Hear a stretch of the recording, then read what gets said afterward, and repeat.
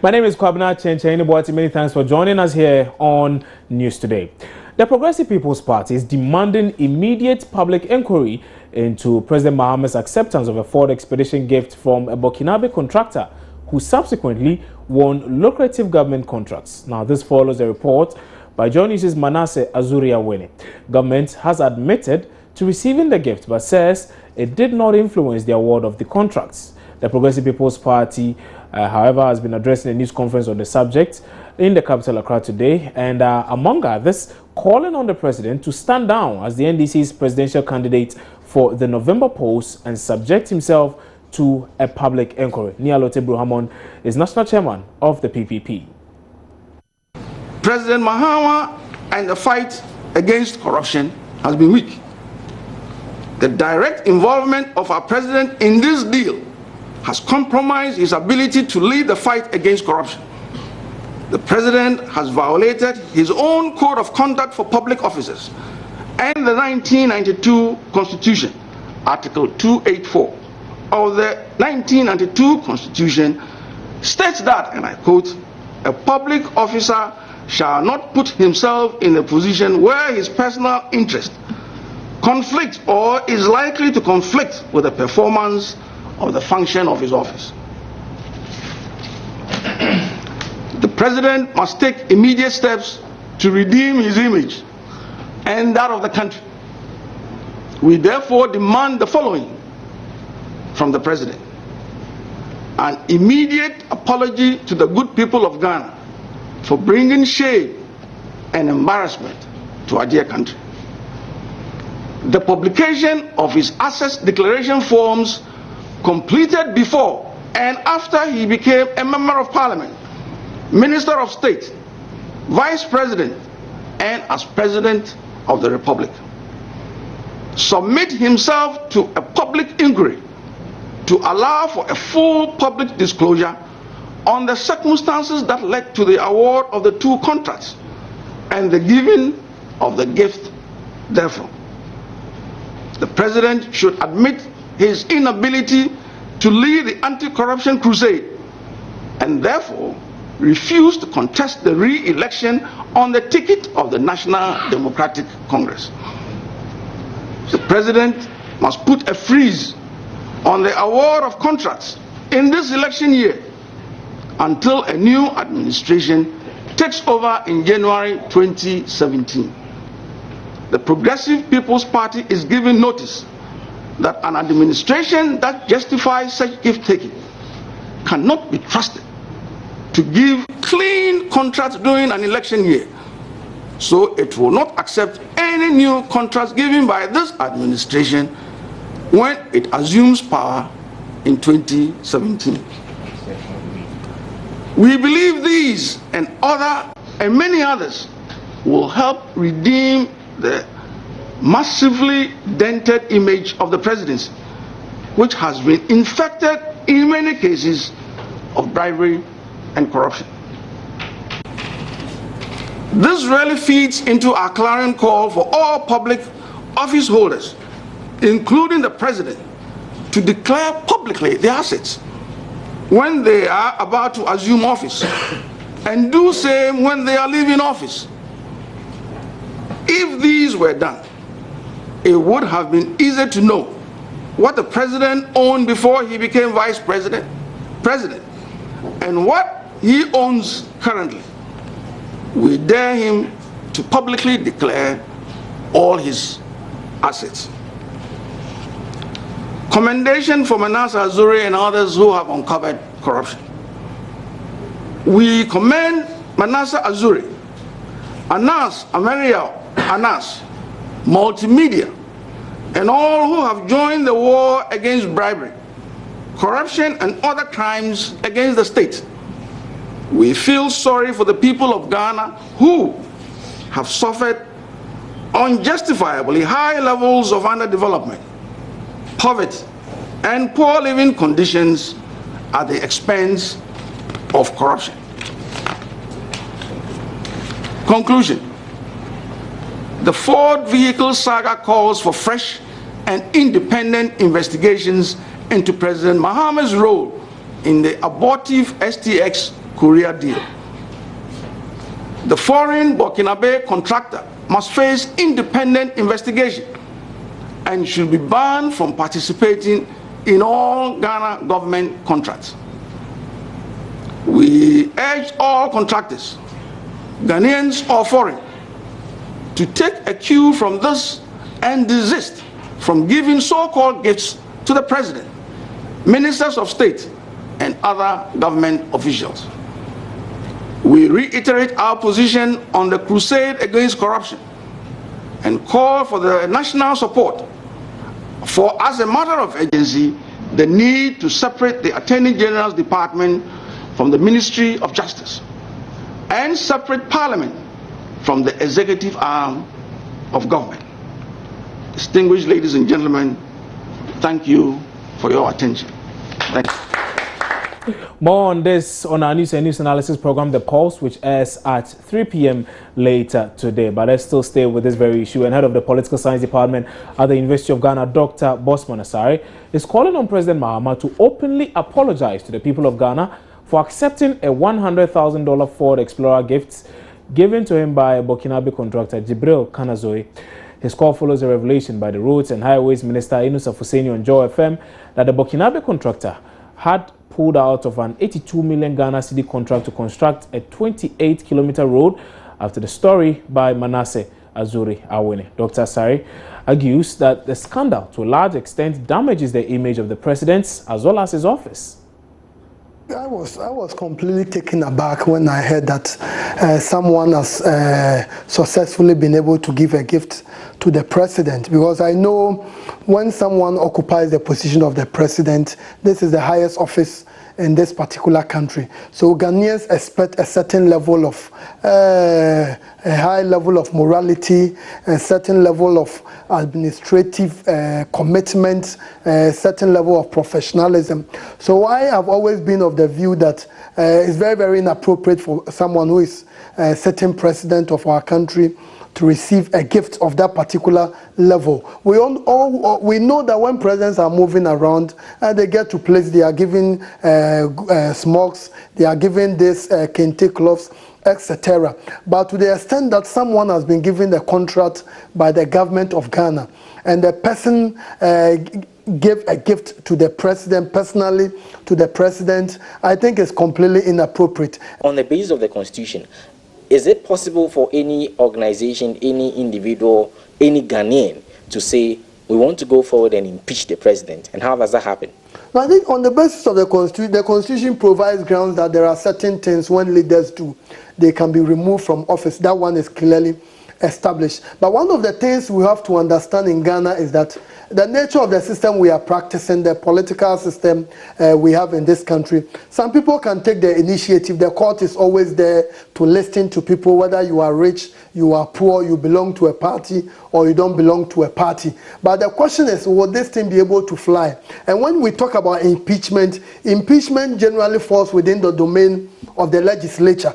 Unless someone is saying that, okay, I think the parliament will not be able to do it, so let me go through the court system. But impeachment is something which will be done by parliament. But let's look at the composition of our parliament. And looking at the system we are practicing, I don't think Ghana will get to a point where a president who has majority in parliament and the parliamentarians will say we are going to support an agenda or an action that will lead to the impeachment. And I think we've been hearing some MPs on the president's side who are justifying that, oh, at times the president will go around and people will be giving smokes, goats, sheep, etc. But let's be very clear, Ford expedition is different from a goat. This is a country we are having problems with corruption. We are always saying public officials are corrupt, ministers of state, parliamentarians, civil servants. Almost all of us accept that corruption has become synonymous with the Ghanaian people. But people also expect that there are certain individuals, if even we are talking about corruption, we shouldn't be mentioning their names. And one of the persons will be, let's say, the Chief Justice, the Speaker of Parliament, the President, the Vice Chancellors, Judges of the Supreme Court, etc. So once people are hearing that even someone was given a contract by the government of Ghana, and that same person gave a gift to the president, and the gift is worth something more than $100,000, then you hear ordinary people saying that, oh, if even the president can do that, then we don't have to blame any individual. Still on politics, this time around, let's head to the central region where we do know that the flag bearer of the largest opposition party in the country, Nana Addo Akufo-Addo, is currently touring that region, and he's there on a 5-day visit, and he started sometime yesterday. Let's bring you a report of what happened yesterday, and then we'll bring you an update on the situation today.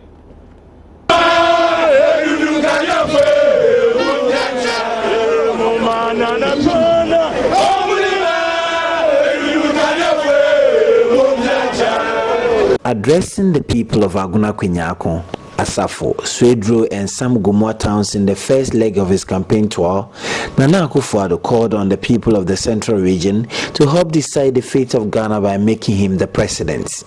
The MPP flag bearer believes Ghana's struggles and woes are due to bad leadership that has translated into bad governance. He wants the people of Ghana to have a firm belief and trust in him to change the fortunes of the country.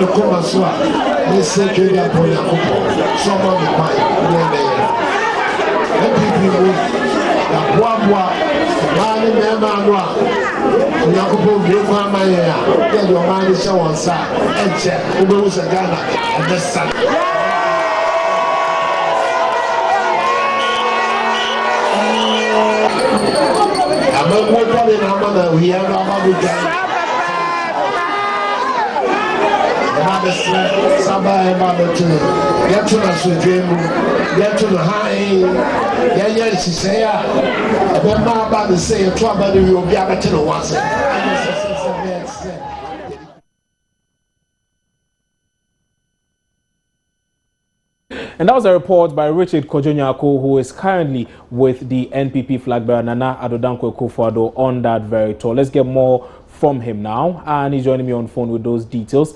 Richard, can you tell us more about what Nana Addo Akufo-Addo has been doing today as well? Well, currently we are at Chifu Plateau, and today he's touring 2 constituencies, the Himan Lower Binta constituency and the Chifu Etimopa constituency. He started first at Chifu Himan, the constituency capital, where he's been telling the supporters that he will not steal public funds. He's made his life already, and so whatever is happening in government now, he will give or put up a better performance than what we are witnessing now. And so he's urging the people to give him the mandate when they go to the polls on November 7th. He has also been assuring the supporters that when he comes, he will give them a better free senior high school and not what they are currently witnessing. According to him, if you learn or if you pick some people's ideas, you have to learn to implement them very well. And he will give a fee that will be entirely free and not the fee that we are saying. On his part, the paramount chief of the Himai traditional area, Tupamon, Amwasa Siku, the said has also pledged his support to the flag bearer of the New Patriotic Party and has said that he wishes that the campaign on some distance, on some distant ground, so that we all achieve peace in what we will be doing. From here, we'll be going to Kifu Pasto, another constituency capital, where he will end today's tour. In the evening, he will be addressing the students of the Cape Coast Polytechnic. So essentially, this is what has been happening. Right. Kojo, many thanks for that update. And that was Central Regional Correspondent Richard Kojo Nyakon with the details of that tour by the NPP flag bearers Nana Adodankwa Akufo-Addo.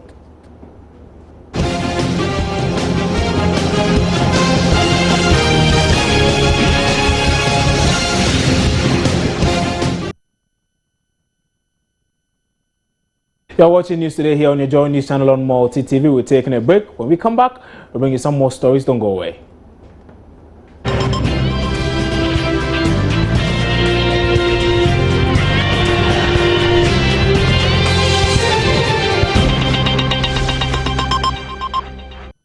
Many thanks for staying with us here on News Today to some more stories. Now, and President John Dramani Mahama is in the northern region today, where the final funeral rites of his mother, Hajia Naba, is taking place today at Busuno. Hajia Naba died late Tuesday night in Accra after a protracted illness. Northern Regional Correspondent Hashmin Mohammed is there and joins us on phone now with more. Hashmin, so what's been happening today?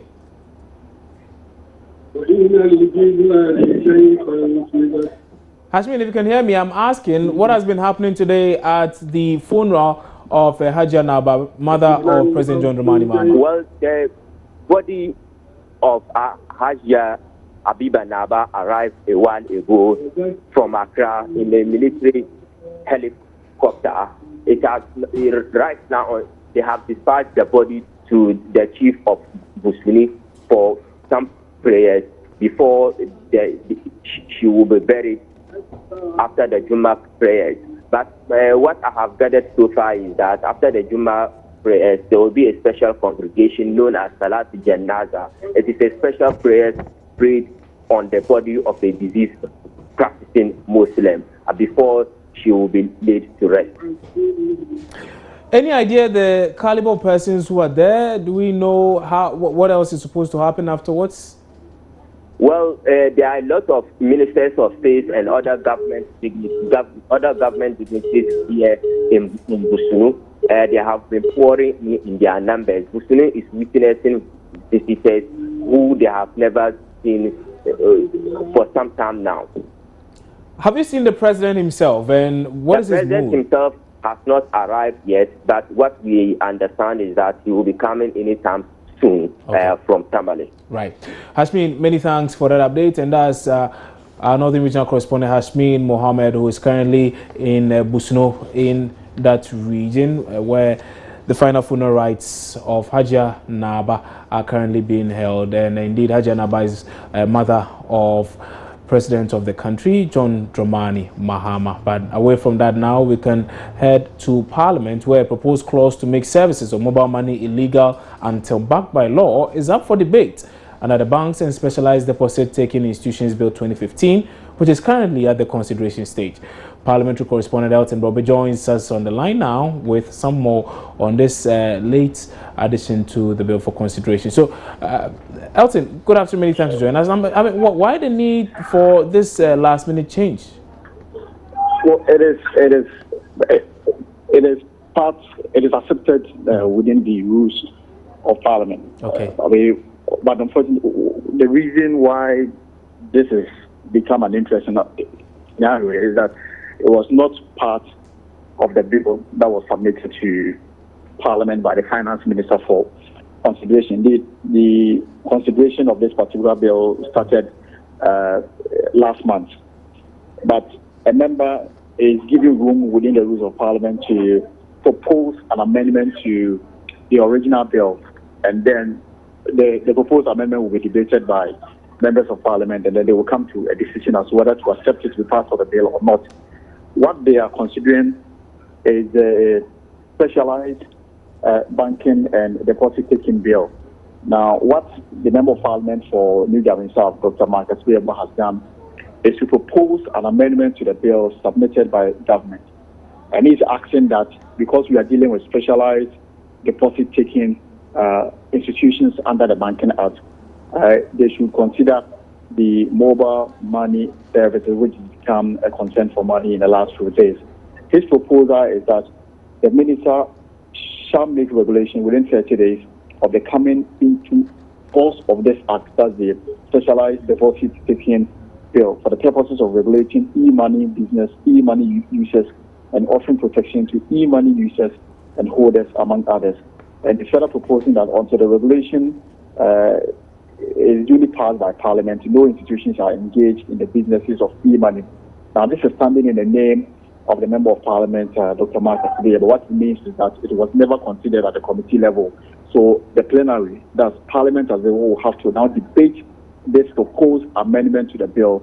And if it is accepted to stand part of the bill, then it will be incumbent on the finance minister to now come with a legislative instrument, that's an LI, to come up with clear laws to back the mobile money services. But as it stands now, Parliament will now have to debate this proposed amendment to the bill, which is already receiving consideration on the floor.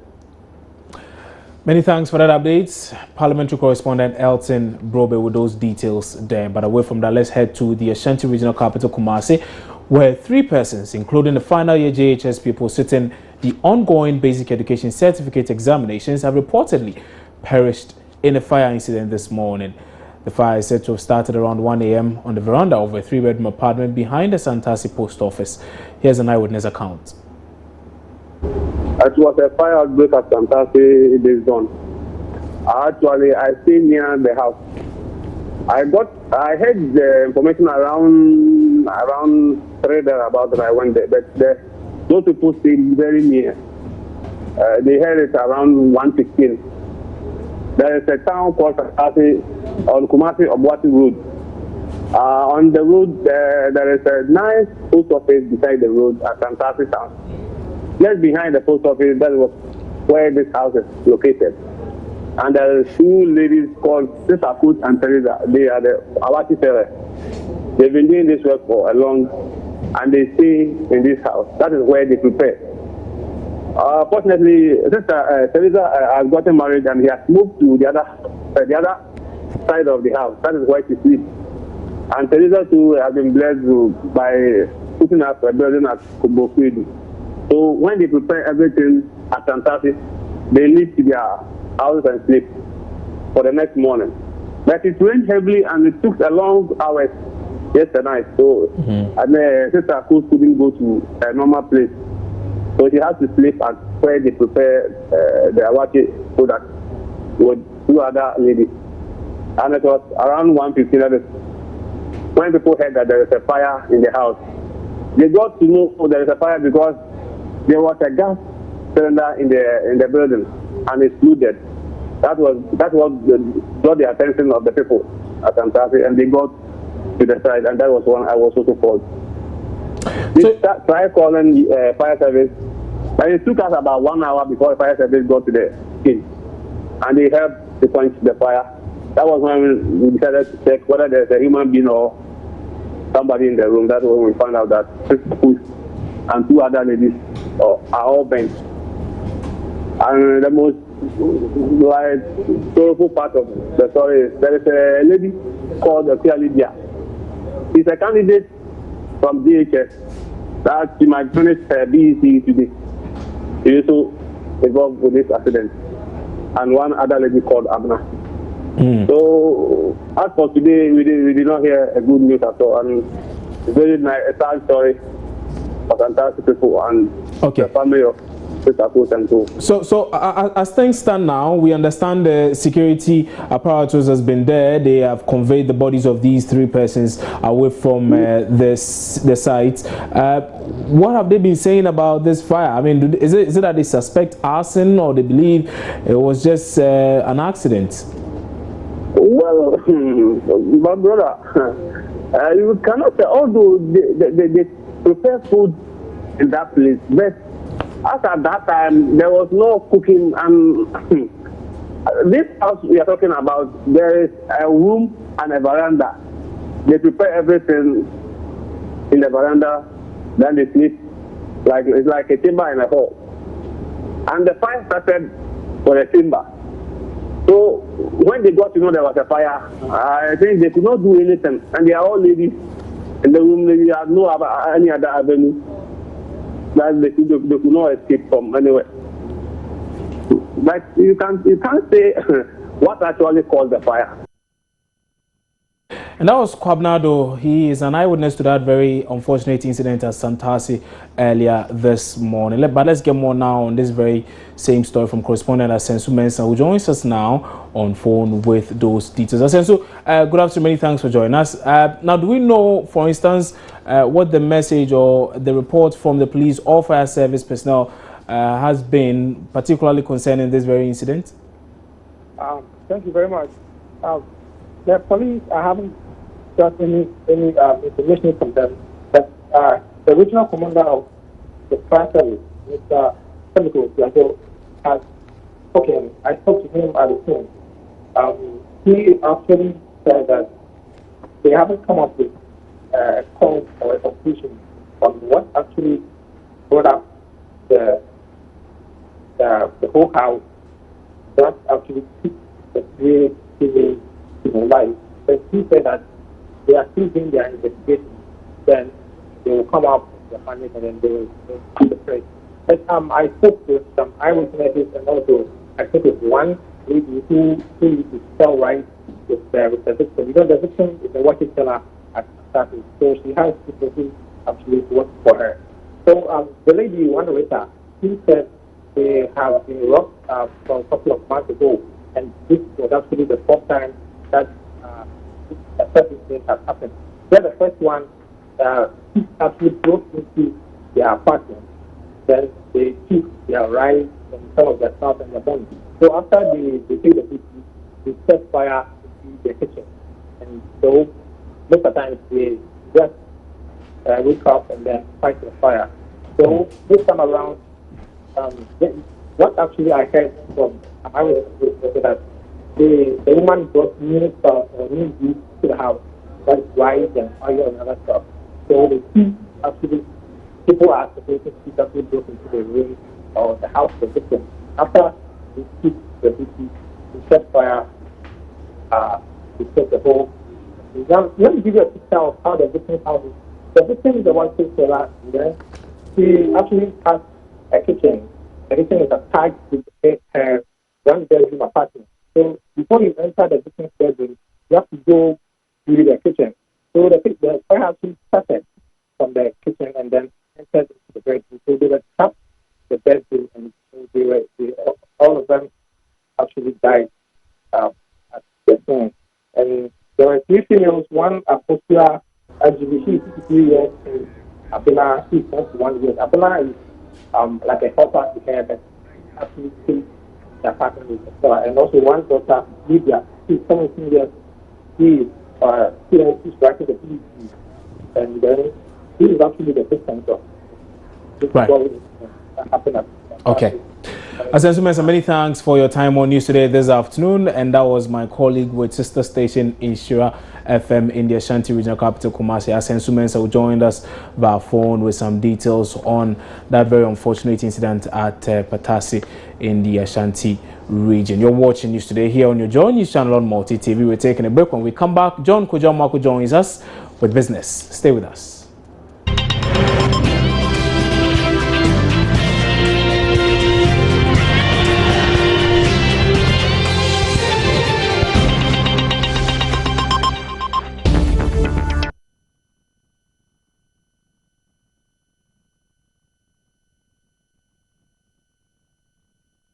And now time for some update in business. And over 50 businesses in the capital have been shut down for breaching their tax obligations. This is after the Special Revenue Mobilization Task Force embarked on a door-to-door tax compliance exercise on Thursday morning in some retail markets. Sarah Josu followed the task force and brought this report. The affected businesses comprised 3 printing press companies and over 44 mobile phone shops at Tiptoe Lane, including Franco Trading Enterprise, whose offences included the issuance of unapproved receipts from their computers, no VAT invoices, and tax evasions. The businesses had defaulted in tax payment to the tune of 441,000 Ghana cedis in total between 2013 and 2015. The managing directors of Skyco Printing Press in Adabraka and Yamen's Printing Press in Kokomlemle were arrested for doctoring the serial numbers on their tax clearance certificates and thereby evading taxes. Director of the Task Force and Chief Revenue Officer at the Ghana Revenue Authority, Theophilus Gaskin, seized the opportunity to caution operators engaging rental service companies to also honor their rent taxes to forestall such actions against them. Rent income has shown itself to be very prominent. And we want to send out a word of caution to all landlords and landladies, those who have leased their buildings, those who have rented their properties to tenants, both residential and non-residential. They must come out and voluntarily declare their rental incomes for tax purposes.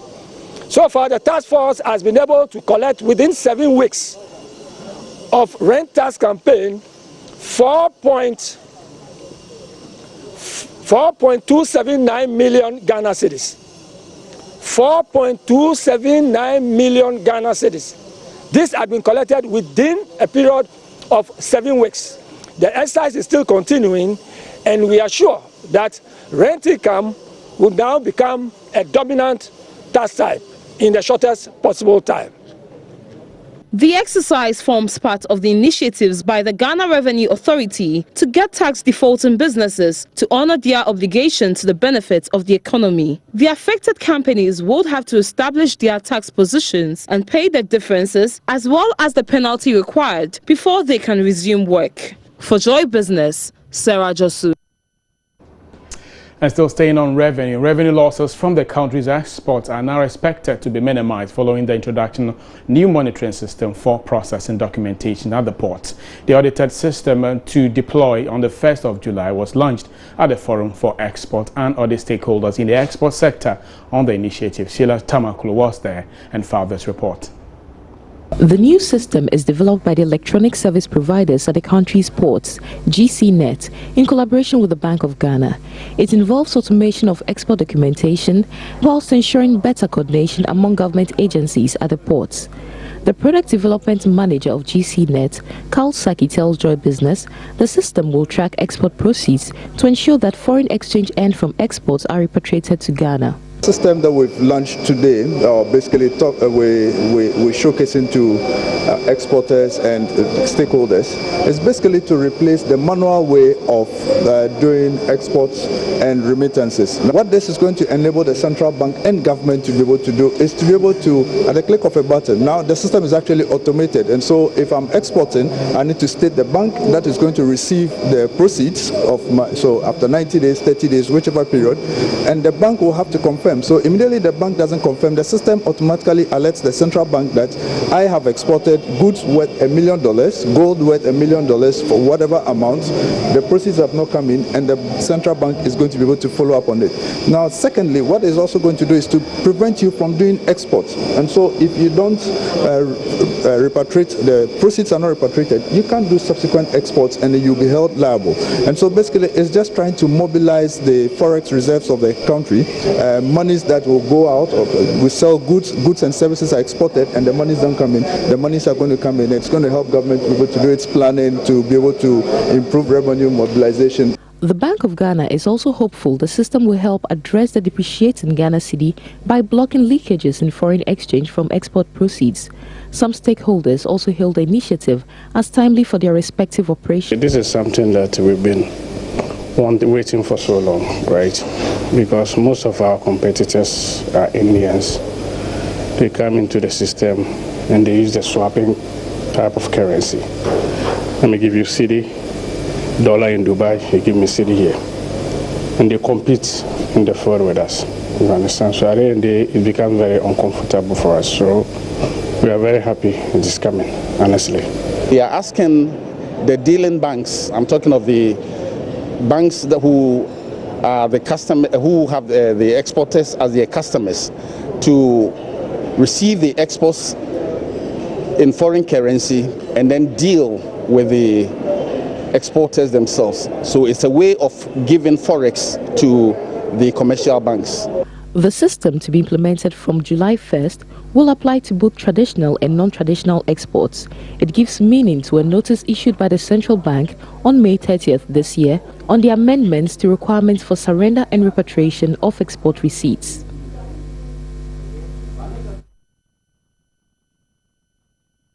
So that will be it for business on midday, but we have more business for you on the marketplace between 1 and 1:30. Today we'll be touching base in Lome to actually get in touch with George Wiafe, who is actually monitoring events at the AGM of EcoBank there. We'll be bringing you some up-to-speed news from Lome. So that'll be it. My name is John Kojo Amwakon. Coming up next is your sports.